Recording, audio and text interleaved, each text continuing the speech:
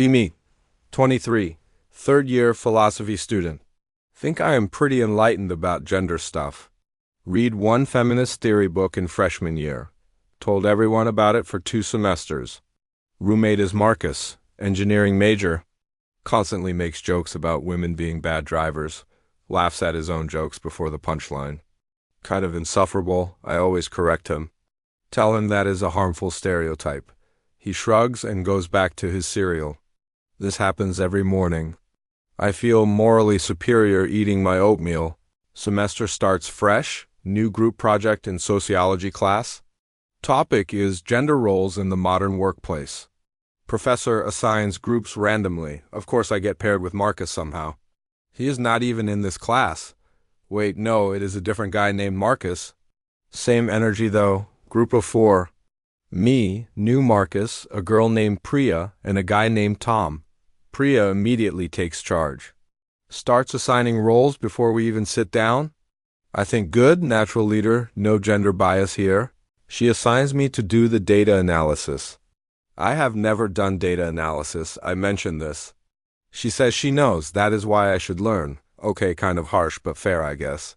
New Marcus is assigned writing, Tom gets research. Priya keeps coordination and presentation for herself. Seems reasonable. Week 1, Tom finds great sources. New Marcus writes a solid draft. I fumble through spreadsheets like a golden retriever with oven mitts. Priya checks in daily. Her messages are very efficient. No small talk, just bullet points, military general energy. I send her my half-finished analysis. She replies in 4 minutes. The reply is longer than my entire analysis. It is all corrections. Not suggestions, corrections. I feel small. Tell my roommate about this. He says maybe she is just bossy. I tell him that word is gendered and dismissive. He says maybe she is just mean then. I do not have a good counter to that. I eat my oatmeal quietly. Week 2, Priya rewrites half my section. Does not tell me until I see the document. I am a little annoyed. I bring it up in our group chat. Say something like, hey, I would have appreciated a heads up. She says there was no time. Tom and new Marcus stay very quiet. They have clearly been here before. I let it go. Tell myself she is under pressure. Tell myself I should be grateful. Tell myself a lot of things. Week 3. Tom mentions that Priya corrected his sources too, without asking. He sounds more resigned than upset. New Marcus says she changed his intro paragraph, made it sound more like her voice. We are all quiet for a moment. I say something like, I think she means well. Tom says sure. New Marcus says, yeah, probably. Nobody sounds convinced. Meet as a group in the library. Priya shows up 12 minutes late, does not apologize. Immediately starts talking about the presentation structure, like she has been there the whole time. We all just go along with it. I notice I am nodding a lot. Like a dashboard bobblehead, Tom is doing it too. New Marcus is writing whatever she says down. Something feels off, but I cannot name it. Get home, my roommate asks how the project is going. I say fine, I think. He asks who is running it. I say this girl Priya. He raises an eyebrow. I immediately say do not make it weird. He says he was not going to. I feel defensive about something. Not sure what exactly. Week 4, presentation is next week. Priya sends a full script for everyone. Word for word what we should say. Including our tone apparently. Tom's section says deliver this part with confidence. New Marcus's says pause here for effect. Mine says try not to rush. I stare at that note for a while. Try not to rush. She has never heard me present. I want to be annoyed. I also kind of feel like she might be right. That is more annoying. Reply to her saying thanks, but I prefer to present in my own words. She replies immediately. Says the script is there to keep us on time. Says last group went 4 minutes over and lost points. Says I can improvise if I want, but she wanted us prepared. I do not respond. She is correct and I resent it. Presentation day. We all show up. Priya is wearing a blazer. Looks like she was born giving presentations. I am wearing my slightly wrinkled flannel. Feel immediately underdressed. Tom goes first, nails it. New Marcus goes second, also solid. I go third. I deviate from the script a little. Professor tilts his head. I rush slightly. I know I rushed. I do not look at Priya. Priya closes the presentation. She is extraordinary, not in a showy way. Just completely in command. The professor is nodding before she finishes her sentences. Classmates who are on their phones look up. We get the highest grade in the class. Professor praises the structure and the delivery. Specifically mentions Priya's coordination. Afterward in the hallway, Tom says that was great. New Marcus agrees. I say, yeah, good job everyone. Priya says thanks and walks to her next class. No celebration, no group hug. Just gone. Walk home thinking about it. She was kind of overbearing. She also got us an excellent grade. She rewrote things without asking.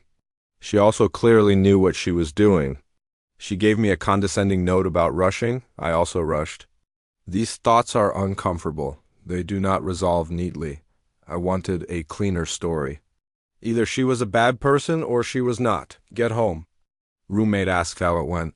I say we got the highest grade. He says, nice. Was she still bossy? I open my mouth. Close it again. Sit down. Think about what bossy even means. Think about whether I would have called Tom bossy. Tom, who just did his part and stayed quiet. Tom, who was perfectly pleasant and contributed less overall. Think about whether I would have called a guy in Priya's role bossy. Honestly, not sure. That uncertainty is uncomfortable. But also, she did rewrite things without asking. She was late and did not apologize. She gave unsolicited tone notes. That stuff is just kind of rude regardless. So which part is the gender bias? And which part is she was actually a bit much? I genuinely do not know. That feels important somehow. Roommate is watching something loud on television. I sit with the discomfort. No resolution loading. Next week. See Priya in the campus cafe. She is alone, studying. I wave. She waves back. Go back to her book immediately. I think about going over. Decide not to. Not for any particular reason. Just sit with my coffee.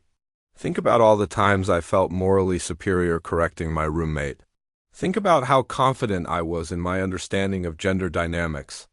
Think about how fast that confidence wobbled the moment it involved someone, inconveniencing me specifically. That is the part that stings. The theory was fine when it was abstract, when it was my roommate's dumb driving jokes, when it was someone else's problem to untangle, but when Priya took up space, corrected me, did not perform gratitude for my open-mindedness. Suddenly I had a lot of nuanced thoughts about the difference between assertiveness and rudeness. Very suddenly. I think about whether I gave Tom the same scrutiny. Tom who also did not apologize for anything. Tom who also just assumed his contributions were fine.